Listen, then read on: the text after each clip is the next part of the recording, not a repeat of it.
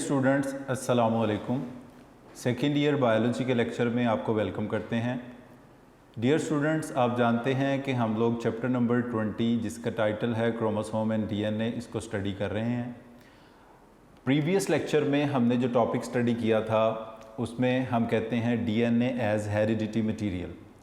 उसमें अभी ये टॉपिक हमारा कंप्लीट नहीं हुआ था, हमने हाफ टॉपिक पढ़ लिया था जिसमें हमने फ्रेडरिक ग्रिफ्थ का एक्सपेरिमेंट स्टडी किया था।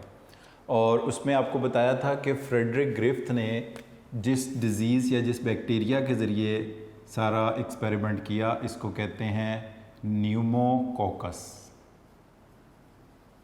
इसको स्ट्रेप्टोकोकस भी कहते हैं, शॉर्ट फॉर्म में इसको स्ट्रेप्टोकोकस नमोनियाई, शॉर्ट फॉर्म में इसको कह सकते हैं आप न्यूमोकोकस। और ये न्यूमोकोकस दो फॉर्म्स में एग्जिस्ट करता है। इसकी एक फॉर्म को बोलते हैं एस फॉर्म। एस फॉर्म इसलिए बोलते हैं बिकॉज़ ये स्मूथ कॉलोनीज बनाती है। और एस फॉर्म जो है ये पैथोजेनिक है, डिजीज़ कॉजिंग है, या पैथोजेनिक भी बोल सकते हैं और आप इसको विरुलेंट भी बोल सकते हैं। और इसके विरुलेंट होने की वजह ये होती है because it has polysaccharide coat. इसके ऊपर पॉलीसेकेराइड का बना हुआ कोट मौजूद होता है। दूसरी फॉर्म जो रफ कॉलोनीज बनाती है इसको कहते हैं R form. R stands for rough because इनकी कॉलोनीज जो पेट्री डिश में बनती हैं उनकी अपीयरेंस होती है रफ, इस वजह से इसको बोलते हैं एस फॉर्म। और ये होगी non pathogenic. This form is non pathogenic, या आप इसको कह सकते हैं इट इज़ नॉन विरुलेंट। और इसकी नॉन विरुलेंट होने की, डिज़ीज़ ना लगाने की वजह ये होती है because it is without coat, without this polysaccharide coat इसके ऊपर मौजूद नहीं होता। तो डियर स्टूडेंट, हमने इस एक्सपेरिमेंट को स्टडी किया था जिसमें डियर स्टूडेंट्स फ्रेडरिक ग्रिफ्थ ने ये एक्सपेरिमेंट 4 स्टेप्स के अंदर किया था, जिसको हम लिख लेते हैं। स्टेप नंबर 1 में उसने लाइव एस फॉर्म से बैक्टीरिया माइस को इन्फेक्ट किया, लाइव एस फॉर्म, और इसका रिज़ल्ट था mice become dead due to blood poisoning.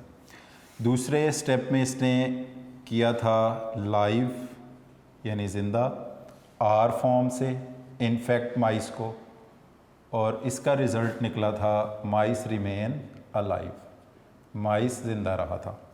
उसके बाद तीसरी बार इसने इसको इन्फेक्ट किया था heat killed S form, heat killed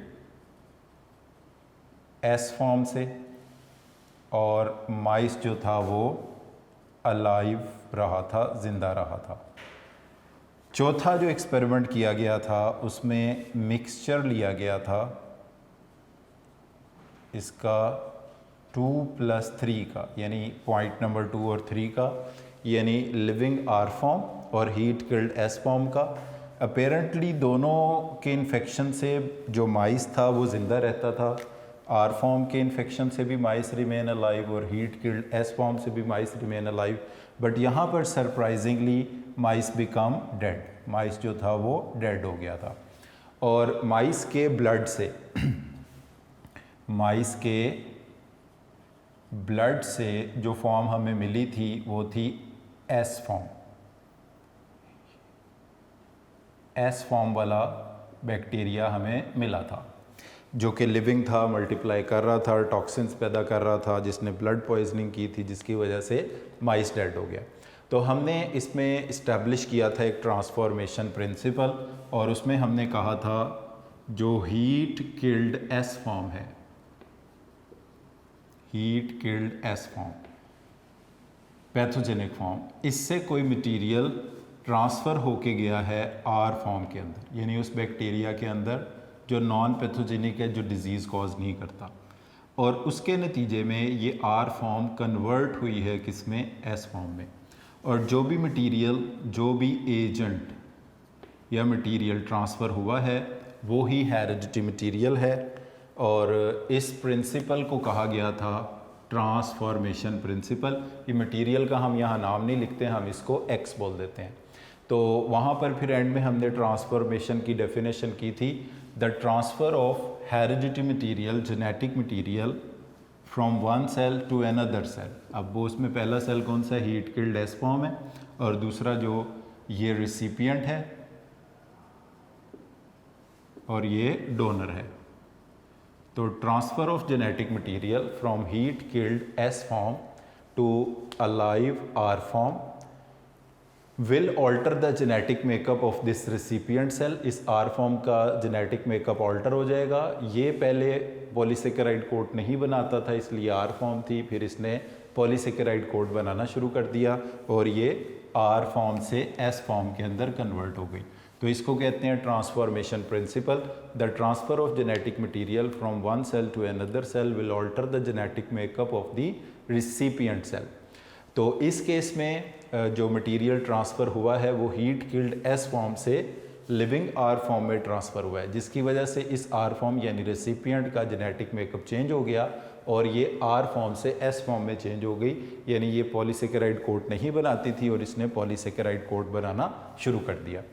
अब इसमें जो हेरिडिटी मटेरियल पॉसिबली हो सकता है वो ज़्यादातर जिन चीज़ों के ऊपर डाउट था कि ये चीज़ें हेरिडिटी मटेरियल हो सकती हैं, उसमें दो ही मेन चीज़ें थी, तीन मेन चीज़ें कर लें, उसमें मैं लिख देता हूँ यहीं पे।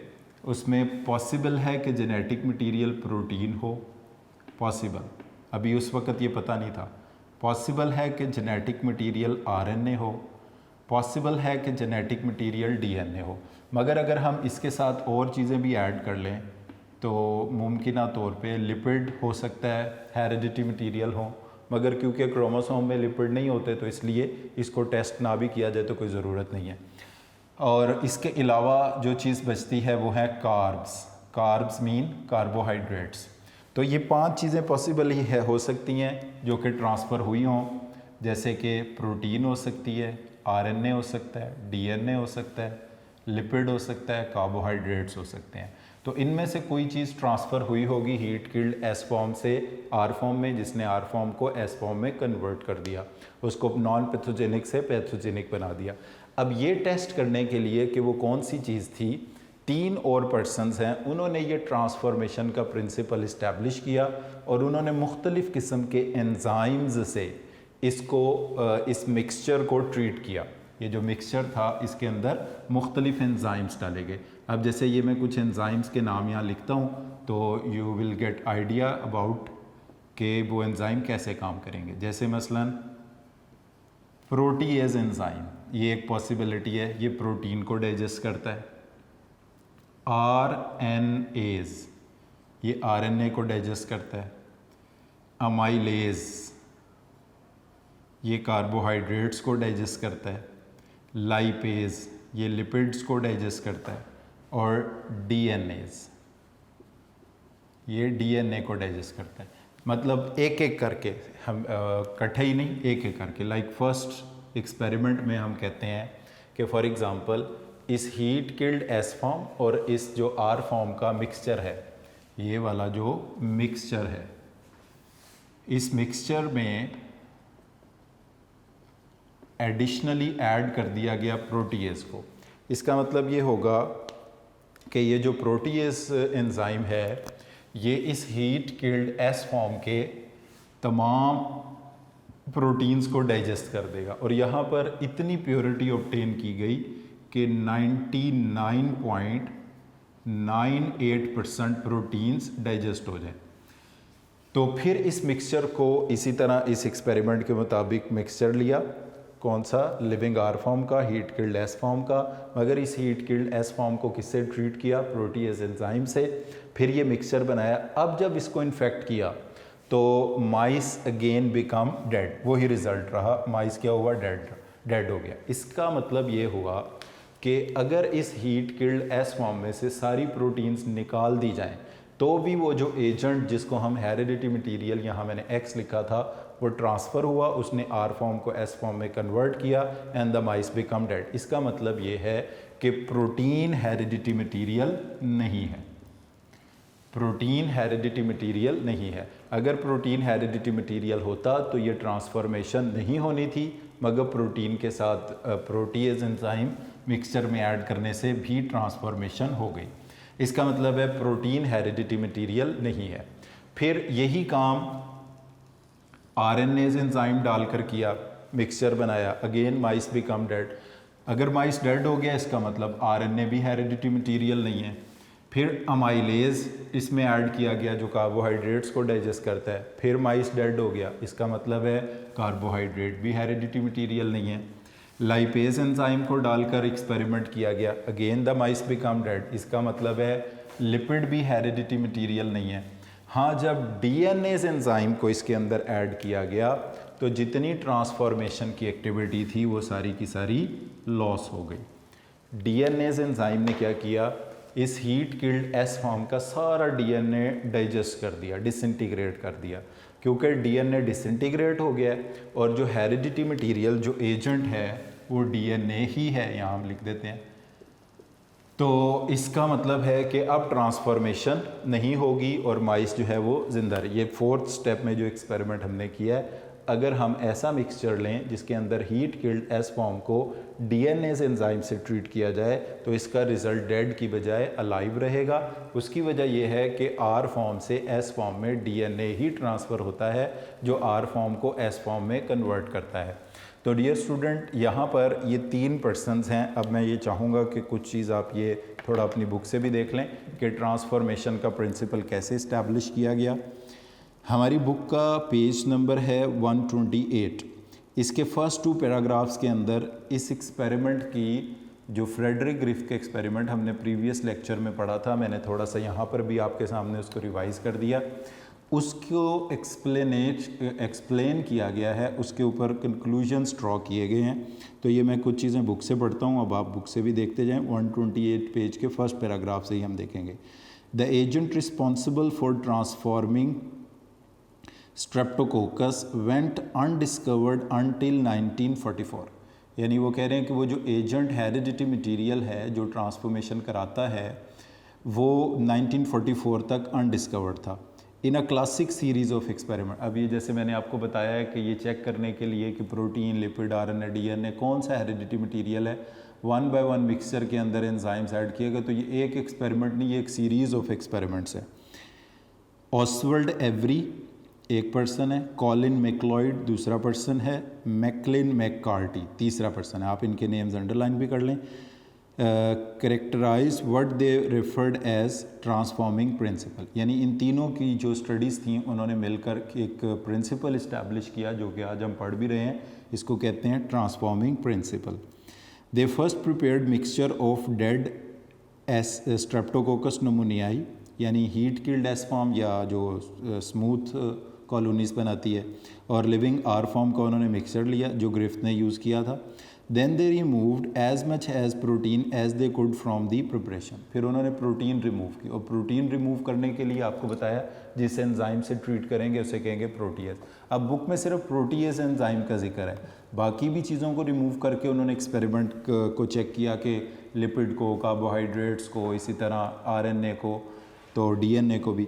तो दे इवेंचुअली अचीविंग 99.98% प्योरिटीज़ का मतलब है मिक्सचर में से जो हीट किल्ड एस फॉर्म है उसकी 99.8% प्रोटीन रिमूव हो गई हैं, डिसइंटीग्रेट हो गई हैं। Despite removal of nearly all, ये तकरीबन 100% ही बन जाता है, यानी सारी प्रोटीन रिमूव होने के बावजूद transforming activity was not reduce, transforming activity में कमी नहीं आई। इसी तरह मिक्सचर से जब इन्फेक्ट करते हैं तो माइस डेड हो गया। इसका मतलब है हेरिडिटी मटीरियल प्रोटीन नहीं है।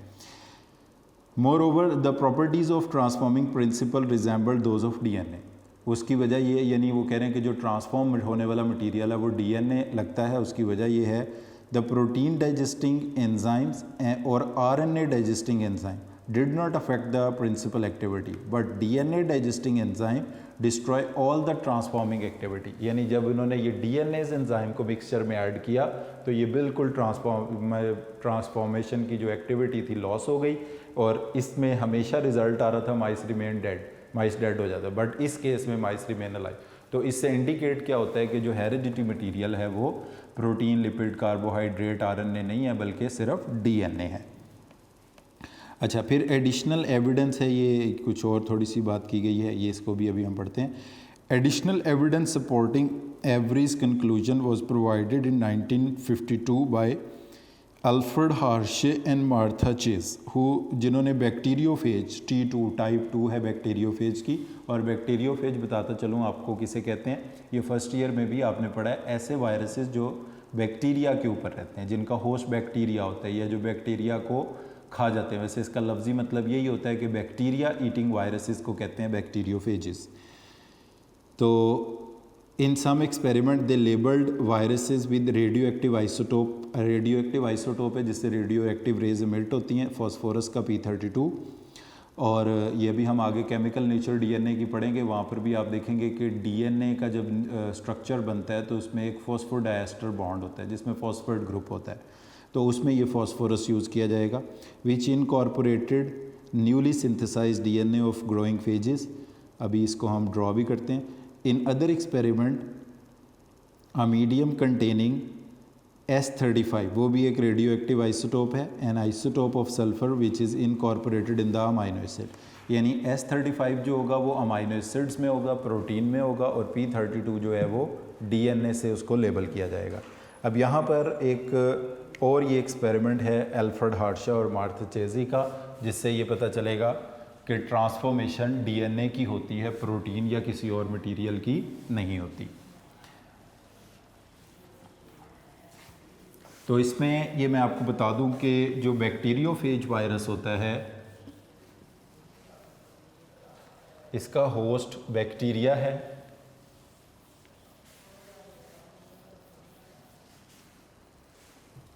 और जब भी कोई बैक्टीरियोफेज किसी वायरस किसी बैक्टीरिया को इन्फेक्ट करता है तो वायरस जो है it remain outside, only the viral DNA penetrate into the bacterial cell, host cell में सिर्फ उसका DNA जो है वो पेनिट्रेट करता है।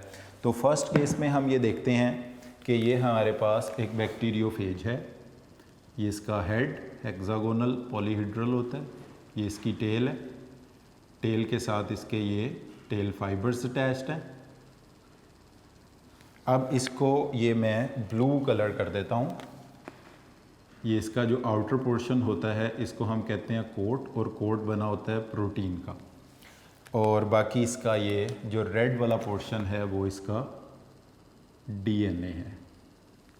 तो इस बैक्टीरियोफेज को, जैसे कि आपको कहा कि जो सल्फ़र है वो पार्ट है अमाइनो एसिड का, और अमाइनो एसिड मिलके बनाते हैं प्रोटीन, तो इसका जो प्रोटीन कोट है ये मैं ब्लू कलर से ही इसको लिख रहा हूँ। चलो वही कलर हम यूज़ कर लेते हैं जो बुक में है, यानी इन्होंने इस प्रोटीन कोट को रेड कलर का लेबल दिया है,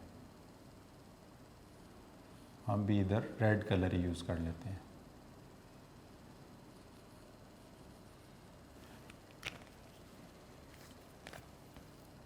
ये इसका कोर है, DNA है।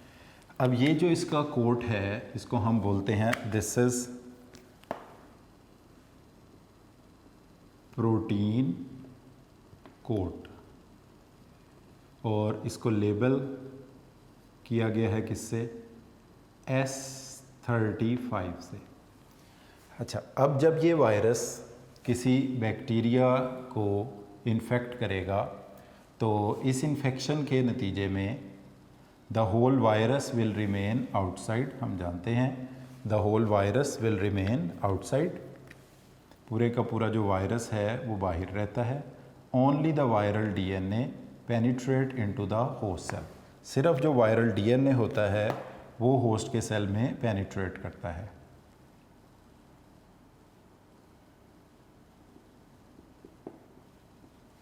तो इसका कंक्लूजन आप बुक में भी इसकी तस्वीर बनी है, वहाँ से भी देखें कि फर्स्ट वाली डायग्राम मैंने बनाई है बैक्टीरियोफेज का कोट, जो बाहर वाला इसका हेड वाला पार्ट है इसको लेबल किया गया S35 से। दूसरी डायग्राम में दिखाया गया है कि ये जो बैक्टीरिया है, ये जो वायरस है, इसने बैक्टीरिया को इन्फेक्ट किया हुआ है। It is going to land on the surface of the bacteria. इस तरह के और भी बहुत से वायरसेस होंगे, जो चेंजेस एक में आएंगे वही सबके अंदर आएंगे। तो वायरस बाहर रहता है, only viral DNA penetrate into the host cell. अब इस एक्सपेरिमेंट में S35 radioactivity found in the medium, यानी एक्सपेरिमेंट ऐसे किया गया कि एक वायरस लिया गया बैक्टीरियोफेज, जिसके प्रोटीन से बने हुए कोट के अमाइनो एसिड्स के अंदर S35 को इनकॉर्पोरेट किया गया। जब इससे बैक्टीरियोफेज बना, उसको अलाउ किया कि वो बैक्टीरिया को इन्फेक्ट करे। कुछ वक्त के बाद जब रेडियो एक्टिव रेज के डिटेक्टर से ये डिटेक्ट किया गया कि रेडियो एक्टिविटी कहाँ से आ रही है, तो S35 की जो रेडियो एक्टिव रेज थी, S35 radio activity is seen in medium, not inside bacteria, in medium, यानी कि बाहर। इसका मतलब है कि प्रोटीन हेरिडिटी मटेरियल नहीं है। दूसरे केस में ये एक्सपेरिमेंट इस तरह से किया गया कि एक वायरस लिया गया, इस वायरस के जीनोम को, जीनोम से मुराद क्या है, डीएनए, इसको लेबल किया गया P32 से।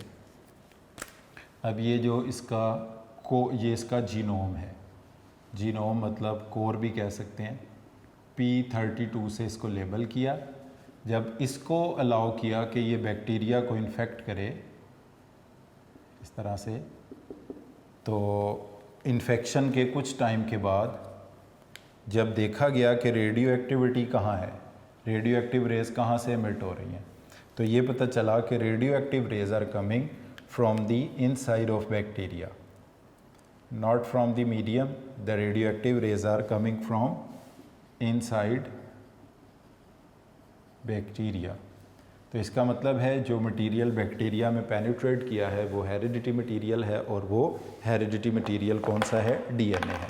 तो डियर स्टूडेंट, इस एक्सपेरिमेंट को भी एक नज़र हम बुक से देख लेते हैं। इसका लास्ट पैराग्राफ हम पढ़ेंगे। After the labelled viruses were permitted to infect bacteria, the bacterial cells were agitated violently, यानी वाइब्रेट किया, एजिटेट मतलब वाइब्रेट किया तेज़ी के साथ, to remove protein coat from the infected virus, ताकि वो जो ऊपर से प्रोटीन कोट लगा हुआ है वो रिमूव हो जाए।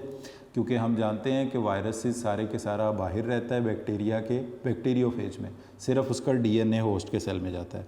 This procedure remove nearly all the S35 labelled from the bacteria, और यानी रेडियो एक्टिविटी अब जब डिटेक्ट की जाएगी तो वो बैक्टीरियल सेल से नहीं आएगी, वो मीडियम से आएगी जिसके अंदर S35 मौजूद होगा। और दूसरे एक्सपेरिमेंट में P32 labelled had transferred the interior of bacteria, वो बैक्टीरिया के अंदर चला गया, and was found in viruses subsequently released in the infection of bacteria.